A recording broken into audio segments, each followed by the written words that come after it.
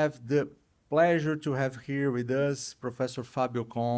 He's full professor of the University of São Paulo, the Software Systems Group, Department of Computer Science, Institute of Mathematics, Statistics, and Computer Science. He does research in various fields in this area of computer science, including smart cities, data science, entrepreneurship, distributed systems, software engineering, computer music, free and open source software. Very exciting. And he's an associate editor of the communications of the ACM, which is a very important journal in the field. And he will talk about responsible innovation, sustainable information technology. Thank you so much.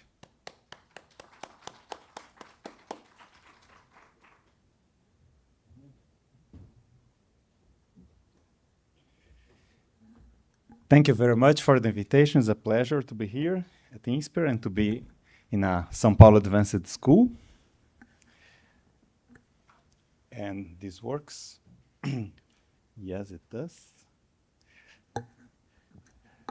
Okay, so I'll talk to you a little bit about my view of responsible innovation and sustainable IT. As it was said, I come from the field of computer science, so that's a view from a computer science point of view. Okay, let's start with the good things we have, the good things that science and technology did for us since humankind started to do science and technology, which I think it's about 10,000 years ago. So in these 10,000 years, we learned a systematic method of acquiring knowledge, and which is what I'm calling science, and also transferring this knowledge, this theoretical knowledge, into practical things, into methods, into tools, which is technology. And this helped us to make better decisions. Our species made better decisions using science and technology. Science and technology made us live longer, better, and healthier. If you look at recent books from Steven Pinker, for example, who's a professor for Harvard, he shows clearly that humankind never had such a great time in our history. We were never so healthy, so wealthy, so knowledgeable in our entire history. And if you look in the last 300 years, basically every decade we are better than in the previous decade in multiple metrics that you can imagine. Therefore, a lot of people, I think also, I'm not sure if Pinker talks about that, but a lot of people think that we are, science and technology is making us happier because of that. I put a question mark because it's much more difficult to quantify happiness, but there are some people that do that, and there are some studies around that. That's the good part. But then there's the bad part, which is science without strong ethics can lead to terrible results. And in the recent history, we have several examples of science that was done without much concern for ethics. For example, there was a famous study that was done in the United States, I think from 30s to 60s, around syphilis.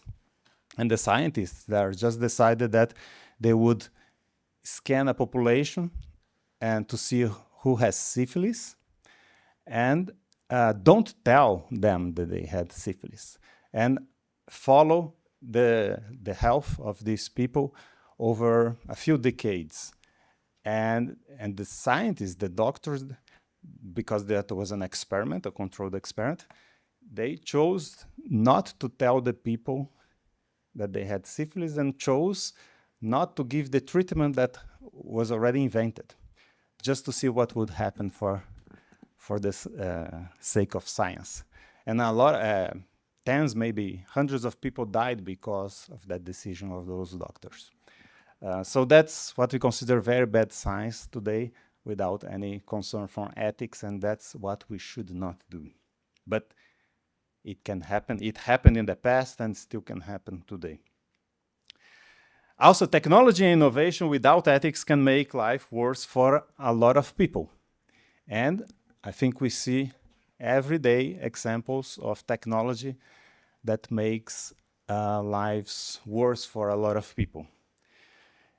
In particular, a problem we have is that a small number of people managing a few big companies, normally driven by profit and greed, have a disproportionate influence on the direction that we as humankind move.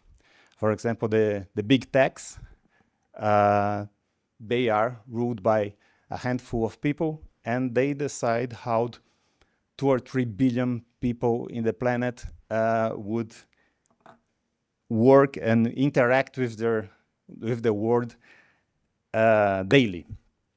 And we think that we have the choice to use or not to use the technology, that we decide to click on things here, but that's more or less true, because we are subjects in the experiments that they make that trick our minds to do the things that they want us to do. That's the bad part. I'll talk more about that. And then there's the ugly part. The technology that we have developed in the past 50 years have a great impact on the environment. So there are at least 3 aspects. The first is that we are generating a lot of electronic waste, and we don't have good means of disposing the gadgets that we are consuming. The recycling rate of computers, cell phones, and other electronic equipment is very, very low in general. And not only we are polluting the environment, but we are also losing a lot of valuable resources. So a cell phone like this has things like gold, silver, and other precious metals that we are throwing away in the garbage. Also, we are making a lot of CO2 emissions. Our technology is producing a lot of CO2 emissions. IT is responsible, for example, IT, information technology, the digital technology is responsible nowadays for 4% of the emissions, which is about the same as the airline industry. But it's growing. The use of the emissions of the IT industry is increasing, differently from the airline industry. If you look only at data centers, so for example, right now I see at least one person there looking at the cell phone and typing, it means she is using a data center that's consuming a lot of energy. And nowadays, data centers consume a lot of energy, but the forecast is that about 2030, 20% of the world electricity consumption will be in data centers that do the computation that we do all the time in our lives. Also, the current technology of most data centers is based on evaporating water for cooling down the data center, because the data center generates a lot of heat. So at the moment, we consume about 1 trillion liters of water per year in data center cooling, and that's likely to increase in the future if we don't change the way we do things. And sometimes this is water consumption competes with the consumption for human beings and animals and agriculture and so on. Finally, to build these gadgets, the technology that we have today, we need to mine to get some important materials that are required. And that mining in many places in the world, some places are that is done more responsible than others, but in many places it's done in a way that's destroying the environment and creates a lot of toxic pollution, in particular metals like lead, cadmium, mercury, are spreading to the environment in this process. So that's very ugly. And I'll get back to that. But let's go to the title of my talk, which is Responsible Innovation. So first of all, what's innovation? Normally, when we talk about innovation, we are talking about taking the scientific results or the theoretical ideas that we create in the lab and putting it into action, into practice, developing a technology out of it. So I would say that innovation, to have innovation, you need to have three things. The first is novelty. So you would ask, what we are doing is new. Is it new? If it's new, then it can be innovation, but it's not enough. The second thing, is it possible to build it? Can you build it?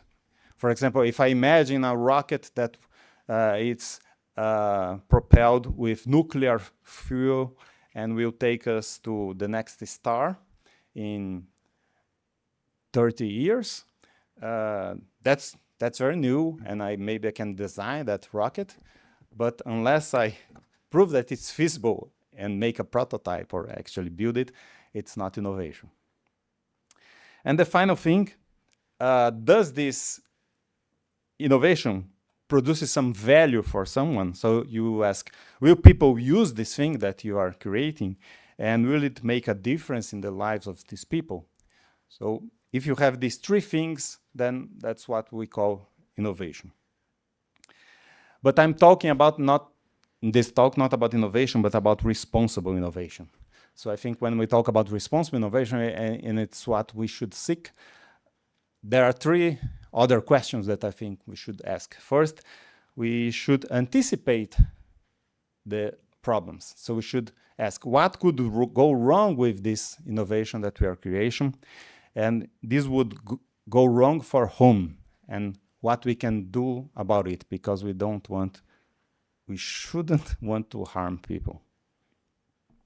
The second thing is related to inclusion and equity. So when we are creating this innovation, this new technology, are we taking into consideration all points of view? Whose voices are missing? Whose people maybe that we are making a harm to them and they are not being heard in the process of making this innovation? And also, who will govern this technology? Will it be big tech companies that will have all the freedom to do all they want? Will be the government that will have all the freedom that the government wants? Or we'll have like a consortia from governments, from companies, from representatives from the civil society that will govern this technology. And this can be done very well done, like, for example, the internet. The creation of the internet, it was a scientific creation that became an innovation, and it was implemented in our planet in a very democratic way. So even today, the basic internet is governed by different sets of international and national entities that are governed by governments, companies, and representatives from the civil society. So it's a very open and democratic process and works very well. But there are some other things that don't work so well. For example, when the social networks were created on top of the internet, that was done completely different. It was only a few big tech companies that designed the way it would work, started to make experiments without any regulation, without any concern for representatives from the civil society and the governments. So it's a layer on top of the internet, which is governed and controlled by maybe 5 people. And the last thing is sustainability. So the innovation that we are creating, will it create a net positive value for the planet and society in the long term? So this new technology that we are creating will make the world better now, 10 years from now, and 50 years from now. That's sustainability. So we should look at these 3 things when we are doing innovation. Let me give an example of coming back to the idea of social networks. About 15 years ago, I started to be interested into startups and entrepreneurship, and I helped a lot of startups, and I started to study the thing.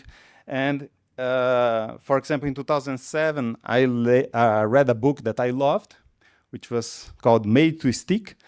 And it was a book that the author was trying to understand why some ideas would stick into our minds and we'll always remember and follow, and some ideas wouldn't work and would just be forgotten. And that was an important book in the field of entrepreneurship, and a lot of people from startups read that because they wanted the ideas that the startup was bringing to stick in the minds of people. Then, so this book was by Chip Heath and then Heath.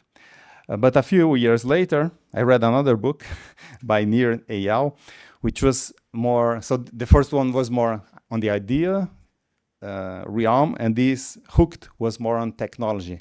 And the idea was, how can you create a product, and normally a digital product, for example, a cell phone app, that people would be hooked to it, addicted to it.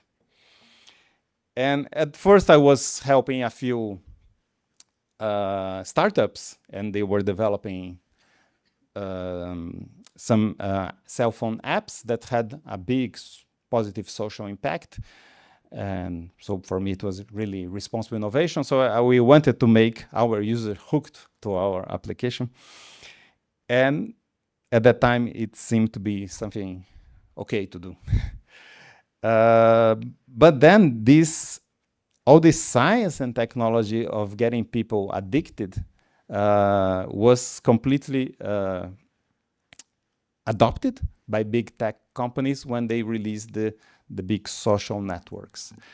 The first big social network maybe was Orkut, but then just after we got Facebook. And then what happens is that these people has this great understanding of how to get people addicted, but they didn't have much ethical concern. They were not interested in making the lives of the people better. They were interested in making profit for their companies. And so the result that today we have more than 50% of the people that report, if you ask, that they are addicted to their smartphones. I see like about 10 people now addicted to their cell phones, and lucky. Sorry? 20 hours per day, and you don't sleep? Or you sleep? No, that's not enough, not healthy. And we are seeing a rising prevalence of mental disorders in humankind, and a lot of people think that that's highly related to our addiction to cell phones. I'm also addicted to cell phones. And there's also strong evidence that there's a cognitive decline of our species in the past 10 years, and some people are studying if that's related to our addiction to cell phones and other kinds of similar technologies, and some people think that's the case. So that's not good, because here innovation is being done without any ethical concern. But what we can do about it? First, there are some addiction antidotes that we can adopt. We can also use science and technology to protect the environment and prevent its destruction. We can actively use and target our science and technology efforts to protect the environment and prevent the destruction of the environment. And we can also, the society can pressure our lawmakers and our governments to pass laws and regulation to mandate companies to respect human beings and their mental well-being.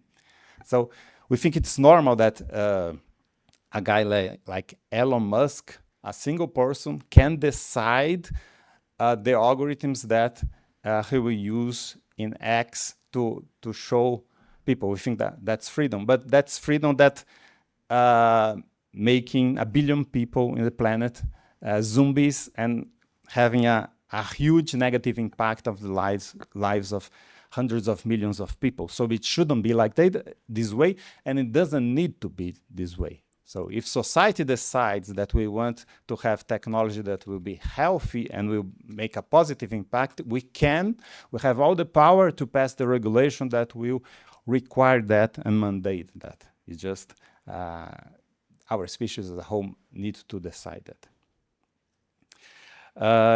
About addiction antidotes, there are some also works that have been talking about this idea.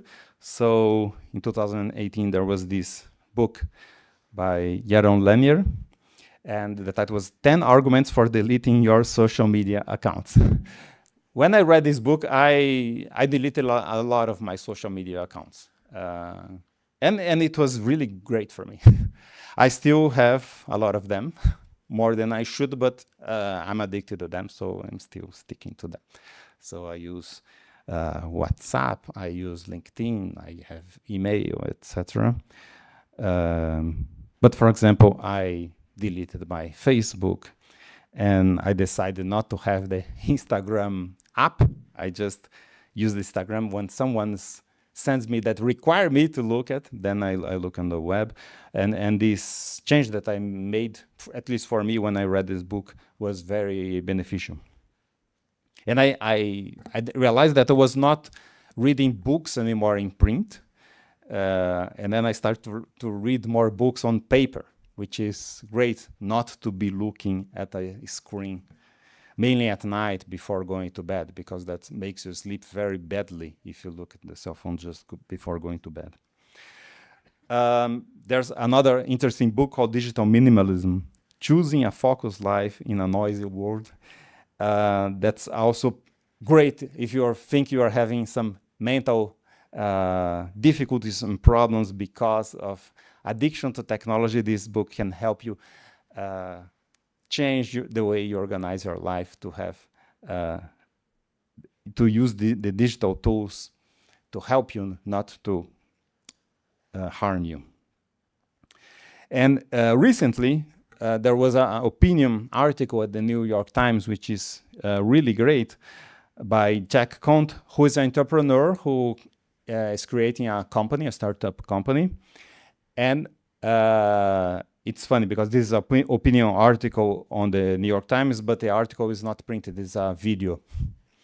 And the title is, I'm building an algorithm that doesn't rot your brain. And it's a very nice video. I suggest you take a look at it. This is the video. And he argues for a more human algorithm to design what to show to users. Because the social networks like Instagram, Facebook, X, and a lot of others, they are meant to maximize two things. First, the profit of the advertisers.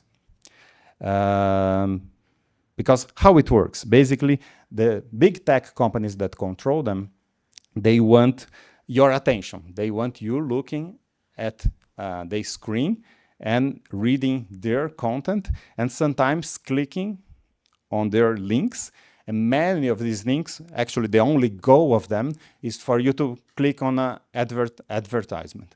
When you click on an ad, first, just by clicking, they receive a few shares of dollars for every click. So for the big tech company, it's great that you click, and normally you probably click on tens of those every day.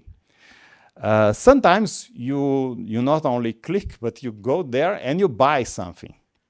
Every time you buy something online, the advertiser profits with them, and a portion of the money that you pay goes to the big tech company. So if you buy a shoes at Decathlon, whatever, a part of the money goes to Decathlon, a part of the money goes to, for example, to Facebook if you clicked to go to the ad on Facebook. a part of the money goes to Meta then. So it's a system to hook you into their social networks, so you click to pay to the ads, and sometimes you buy the thing. And the algorithm is maximized to do that. As a result of this algorithm, these companies are among the top 10 companies in the planet because of the money you give them. And also they have a lot of political power. And also as a result, you have this polarized society with bubbles as a negative result of this algorithm. The algorithm, I think, was not meant to form these political bubbles, but as a result, it created the political bubbles and other negative impacts on society. So why we as society should think that this is okay, that this is normal? And it's also creating a lot of mental diseases and making people unhappy and more stupid, cognitive decline. So we should think that this is normal. No, I personally don't think that should be this way. And this guy that wrote this article, who is Jack Conte, who is an entrepreneur, he's creating a company with a different algorithm. And I won't spoil how it works and the details, because you should look their video. But people like that should be people that we should be valuing. And we are all here, either scientists or entrepreneurs or students. We will do things that will have an impact in society. We should think about having an impact in that direction. Okay, so and how science and technology can help the environment. And it's funny that it messed up with my tea, but that's okay. Oops. Okay. Actually, there was a lot of science and technology developed in the past century that helped the environment. Just one example, some physicists invented in the 90s blue LED, a light with the LED technology that could be show blue light. As a result, they already had the other lights, and combining all the lights, they were able to create LED lights that are white or something similar to light. And then what happened is that in the early 90s, a lot of energy consumption was for illuminating cities and rooms like this one, because the previous technology consumed a lot of energy. With LED lights, we had a energy saving of more than 90%, depending on what you compare with. And then quickly, in a few years, humankind adopted LED lights. So these here probably they are LED lights that consume a lot less energy than a theater like this 20 years or 30 years ago. So it's great technology that help us consume less energy, and therefore we have a much lower impact on the environment. So it happens, can happen. The other thing is the scaling of solar and wind energy. We know that fossil fuels are very bad for the environment, very bad for the health of people and the health of the planet. And we are being able to replace it with somehow with the scaling of solar and wind energy. We use solar and wind energy for more than 1,000 years, but since the 2000s, we were able to use it in huge amounts because some new technology that was developed from 2000s to up to today made it very cheap to collect a lot of energy from wind and solar and distribute it. So for example, today in Brazil, about 25% of the electricity is produced with solar and wind sources, and this is increasing. So it's a great technology that maybe will save us.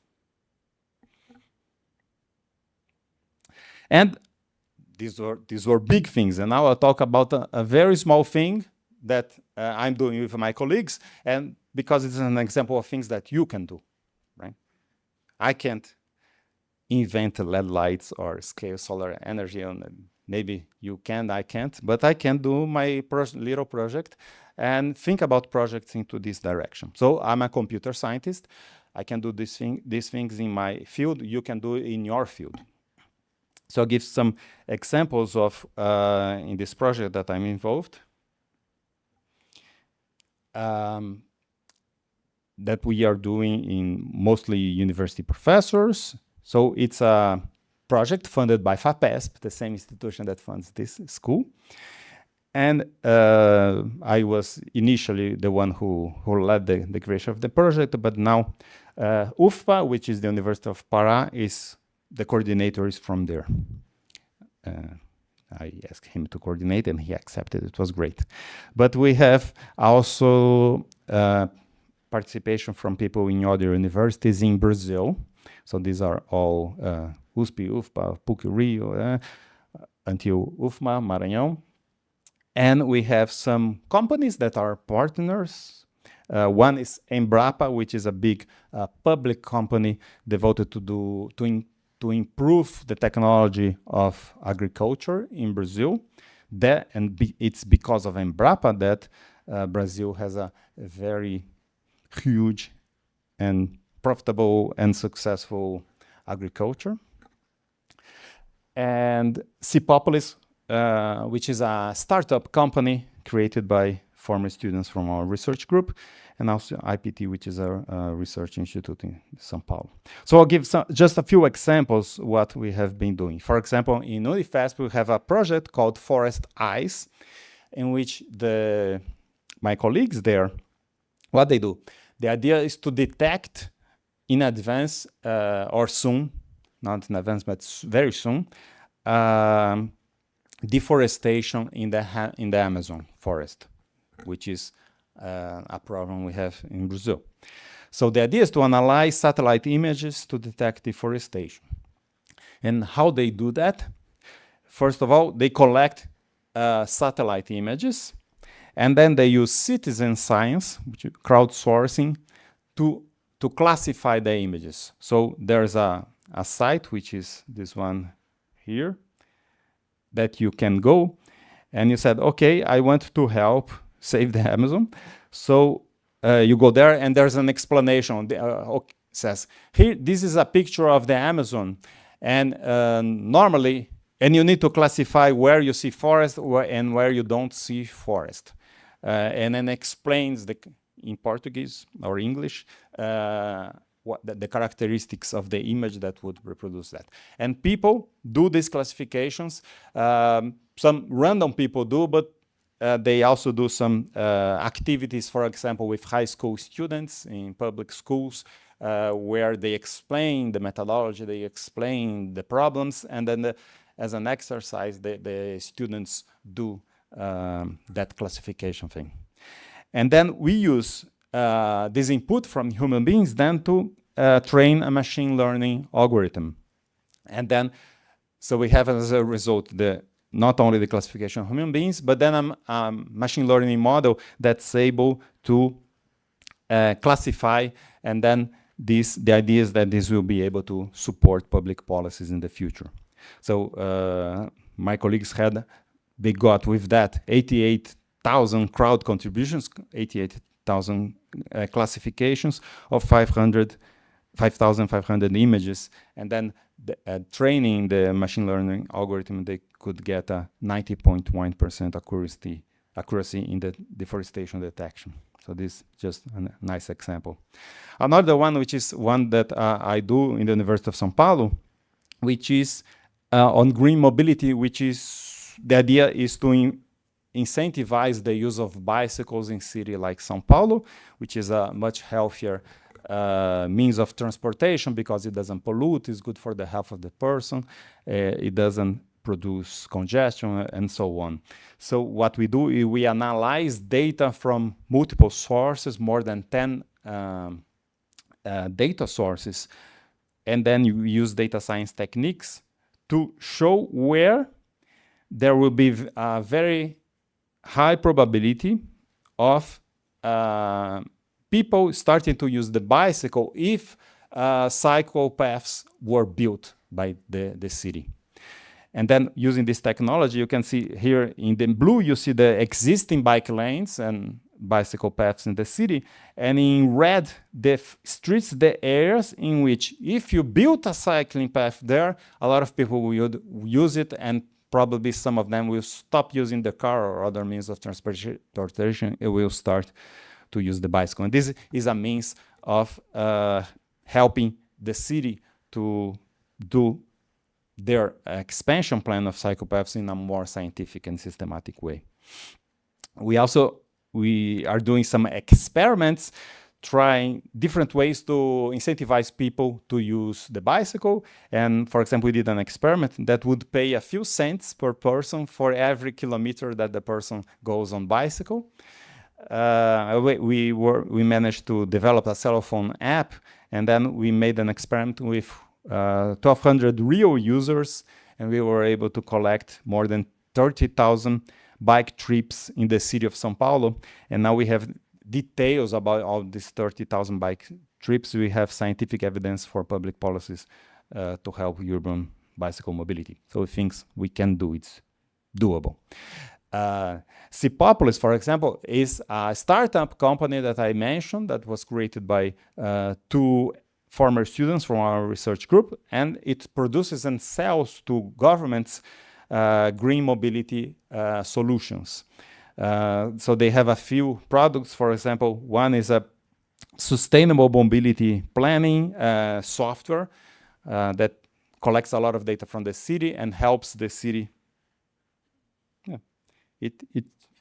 there was, for some reasons, not showing here. There was a screenshot of the application. But it's a software that helps the city plan their mobility with sustainability concerns. And Trans-City Express helps the city to electrify public transport. For example, in São Paulo, we have one of the largest fleets of buses in the city, 15,000 buses, and they pollute a lot because they are moved by diesel. So if we can electrify them, make them electric buses, the air in São Paulo would be much better. More than 10,000 people die in São Paulo every year because of air pollution. So maybe you could save up to 10,000 lives just with having better air in the city. So these are very good examples of good responsible innovation. Another possibility is smart irrigation. I don't know if you know, but in general, about half of the fresh water in the planet, or sometimes even more, is used for irrigation. Brazil is about half of the fresh water is used for irrigation. But there are some estimates that about 40% of this irrigation is irrigated when there's no need for irrigation. You are actually, either there's no improvement, you are just wasting water, or sometimes you irrigate too much, and that's bad for the development of the crop. So, and the problem is that farmers don't know when to irrigate and where to irrigate, because the soil varies a lot. So there are some colleagues in the Federal University of ABC and Embrapa that they are doing very interesting research. First, for each crop, they try to understand with experiments exactly how much water the plant needs to maximize its growth. Because if you put too little water, then it's too little humidity in the soil, the plant doesn't get enough water to grow. If you put too much, it's also bad, and it won't grow well or will grow badly. So there's a certain range which is optimal. So for each plant is different, and they have a methodology to figure out that. So for example, this first paper here is about how to do this for coffee.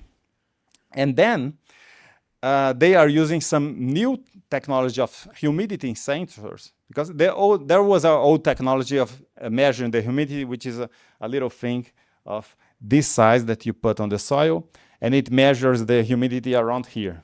But that's not enough. There's a new technology based on some quantum components that it's what is showing in this figure here, that based on the cosmic rays that comes from the cosmos and hits the planet, the cosmic rays go to the soil, and some of them go back. And there's a sensor that you put here. And this sensor, first of all, instead of just looking at this area, it can look in detail, in high resolution, the area like 300 to 500 meters in radius. So it's a huge area. And also, it can measure the humidity up to 50 meters in depth inside the ground, because many of the crops have roots that go very low in the ground to get water.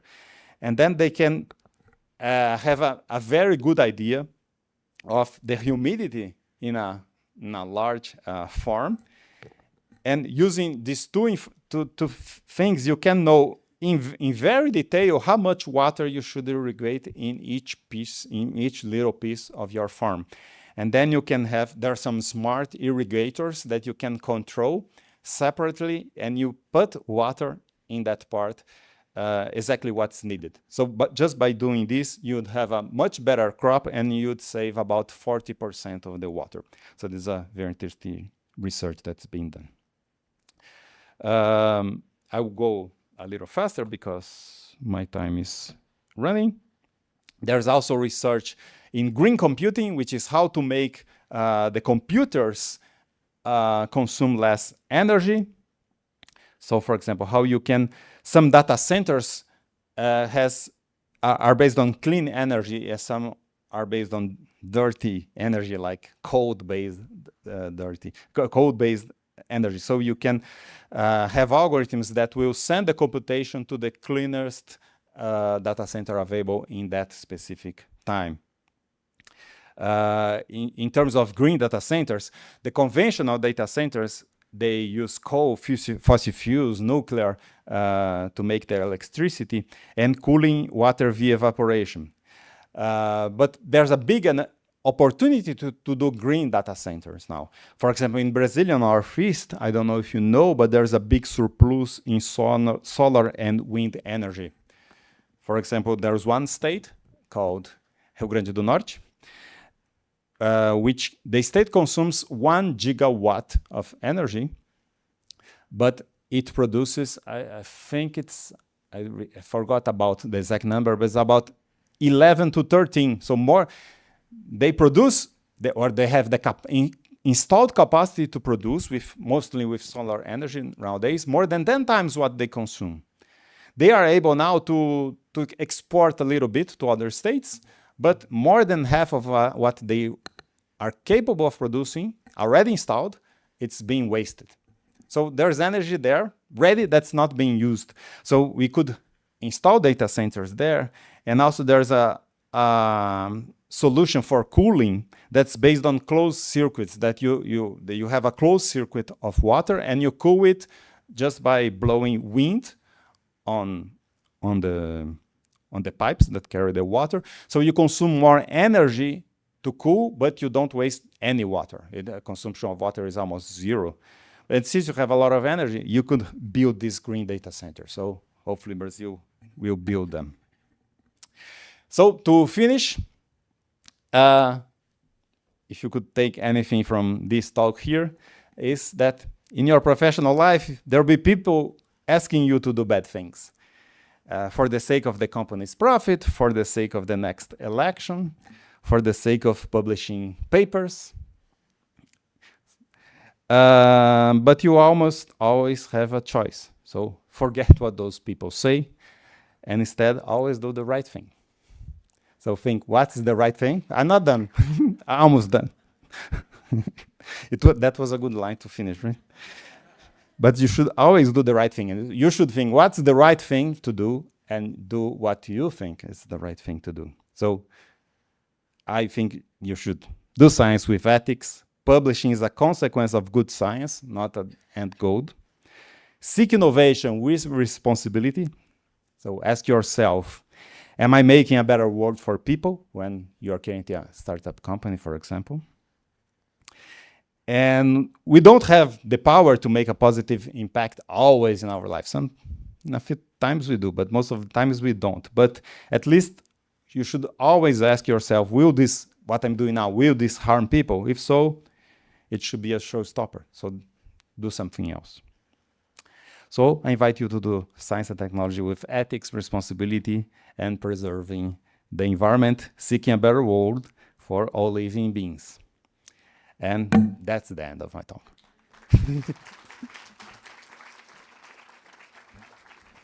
And if you have any questions or comments or disagreements, I'm happy to hear them. Thank you so much, Professor Kuhn. It was amazing, the presentation. But some things that I need to add. I was really big fan of the Byung-Chul Han, the Korean author, especially the two books that he wrote about technology. The first one, the Transparency Society, and also the Burnout Society. When we are observing that nowadays per person we have 3 electronic devices, and every year we are producing more than 1 billion electronic device. And about the telephone, we are talking that per person we have nowadays a cell phone. And we are also talking about, when we are observing the Byung-Chul Han books, we are observing it's not only about the environment pollution, we are talking about the magnetic wave of signals, that it's also a pollution, a big pollution. And we are also talking about the self-isolation. We are talking about emotional manipulation. We are talking about many things. And about nowadays we are also observing that the technology developed a lot. We are not talking nowadays about how to prevent the technology. We are also talking about how to prevent the artificial intelligence. We are talking about a baby that from 1 year he is somehow he knows how to use the cell phone, he knows how to use the iPad. Don't you think that this is also a big problem for the future of the world? We are talking about SDGs goal. SDGs 3 is about well-being of the human being, and we are talking something that psychologically putting us in a cave, in a prison. And on the other hand, when we are talking about technology, yeah, we have a good impact. For example, we are decreasing the consumption of the paper, the physical papers, and instead we are using the technology. But it also has a lot of other impact on well-being of the people, impact of the mental health. And you talk also about the solar panels. We are talking about solar panels that expires in 30 years. We started in 2000. In 2030, we need to recycle it, which is impossible. What do you think about all these when you're putting, and we're talking about sustainability? And do you think that the prevention of technology is possible nowadays? And how do you observe the future of the human being? Thank you so much. Yes, I think that we are developing great technology that's greener, that's better for the environment. And I think that problems like recycling the solar panels, I don't think will be a big problem, because I think we'll develop that technology to recycle it, and we will produce every year we are producing better solar panels that are more efficient and more recyclable. So that doesn't concern me much.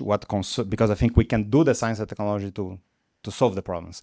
What concerns me more is that right now we have an environment in which a few big tech companies decide what should be done and the way people should be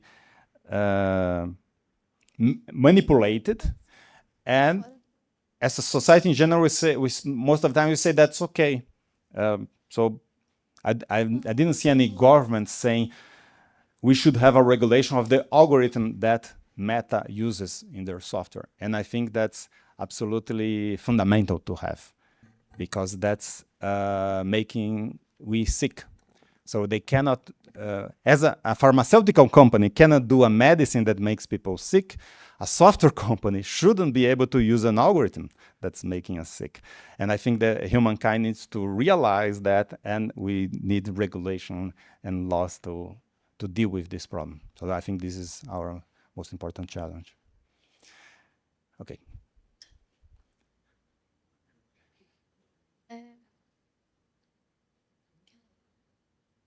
Who is?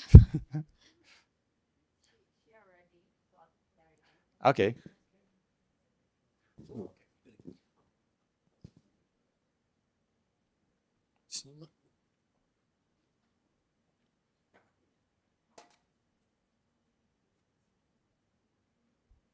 Thanks, Professor, for your talk. So I was a bit more interested in the sustainable, production from the plant sources. So recently, we have published our research paper on sustainable protein production from algae. So we were more interested in providing an alternative source to the meat, red meat, because we have studied that red meat is the main source of carbon footprints in the environment, and it causes a lot of climate change in the global south as well. So I'm basically from Pakistan, and I have seen the studies in Pakistan as well and in Brazil as well. The people are more interested, or more, they more like red meat as compared to the plant-based meat. But in order to sustain the environment, we have to shift towards the plant sources, as according to my research paper and my studies.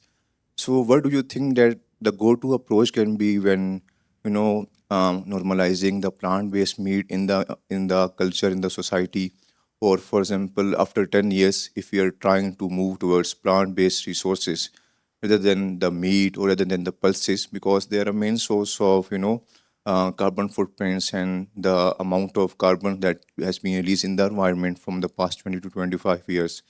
So, what will be the go-to solution according to you? Thank you. Yes, we're talking about meat production problem, right? Yeah, I'm not a good person to answer that for two reasons. The first is that's not my field, and the second is that I am a vegetarian, including for several reasons, including for environmental reasons. So I prefer not to answer this question, but I agree with you that's a big problem that humankind should pay attention to.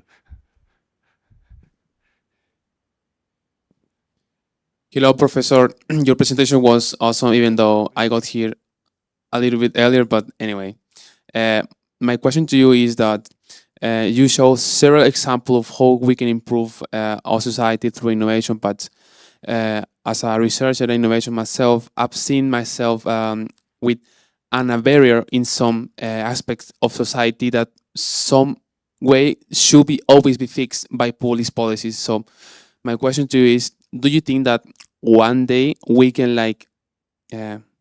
delete this barrier that exists from innovators through government or public policies? You are saying that innovators have a difficult time interacting with governments and convincing them what should be done. I think it was always like that. And I see this every day. So, for example, in my research group, we do a lot of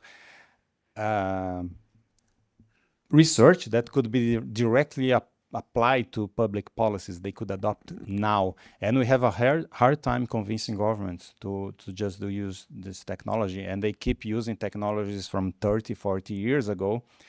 And sometimes in a few cases, we can find a place that would allow us to do something, and we should look for these places. In general, in the past decades, the regulations, the laws are becoming slowly more friendly to startup companies, for example. So in Brazil, in Europe, in the US, there are a few specific laws that were approved in the past 20 years that help governments adopt solutions from startups. And as entrepreneurs, should be aware of this new regulation and exploit. Which country you are from? Okay, yeah. So you need to see if there's anything new in the regulation you are the place you are working, and try to exploit that. Hi, Professor. Thank you for your speech. You brought the concept of responsible innovation and talked about anticipation, equity, and sustainability. Do you think that these three characteristics, they need to be well balanced, or do you think, depending of the innovation, sometimes one of them it's higher than the others, and if it's possible to, and if you see some difference, like one innovation is more responsible than the other one, if there is this classification in terms of... I think it can vary a lot. It depends on what you are doing. But also sometimes they are related. For example, if you are missing to hear some voices, then there's a large probability that you wouldn't be equitable with the voices that you are not hearing. So there's some relation between them, but each project, each product will have a different balance of these questions. Yes. There. Here and then there. Hi, Fabio. Thank you for your talk. One of the issues you mentioned that technology leaves us is electronic waste. And here in Brazil, we have a huge issue with that. The latest numbers I've seen is we only deal properly with about 3% of our electronic waste. So my question is if you can comment, what is it that we have missing? Why is it so low in Brazil? And what are the key points we need to address to drastically improve that? Yeah. First, I'm not an expert on this, but in the University of São Paulo, we have Professor Teresa Carvalho from the engineering school that she developed a methodology for recycling electronic waste and created a facility there. So all the equipment that we use in the university, when it becomes obsolete or it breaks, we send to this recycling facility.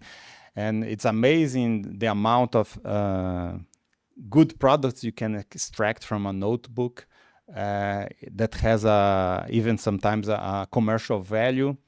So what we need to do is to develop these methodologies. So for example, Teresa Carvalho already developed that one, but of course it can be improved. The first thing is to develop the technology to recycle, which is not a solved problem. And the second is to implement it at scale. So right now it's able to recycle a few thousands of computers per year, but in Brazil, we should have the capacity of recycling probably tens or hundreds of millions of computers and devices per year. But then we probably will need some strong government action on that. And at least in Brazil, in this field, I don't see anything happening in that direction. I don't see any will to do that. So maybe we'll start to see in places that are wealthier, like Europe, that are wealthier and concerned with that. So if I know there are some projects like that in Europe, but I don't know of anyone that's really high scale. But I would guess that some will show up in a foreign country, like a wealthy foreign country, maybe in Europe. And then once we have a good model, we would be able to try to fight the political battle of implementing that in other places like Brazil. But I don't have much more to say about that. Thank you. Thank you. Thank you so much, Professor Fabio. There's a question there, but you can ask me during the coffee break. Yes, later, please. Yeah. Professor Fabio was my professor during my PhD, and since that, is supporting me in this journey and support me with this proposal, support me a lot. So thank you so much. This is also your legacy. Thank you. Thank you so much. Gabriela was not my advisee. Yes. But I think I taught some classes to you, right? Yes. And sure. she was a great student and now a great researcher. Thank you, Professor. Thank you so much.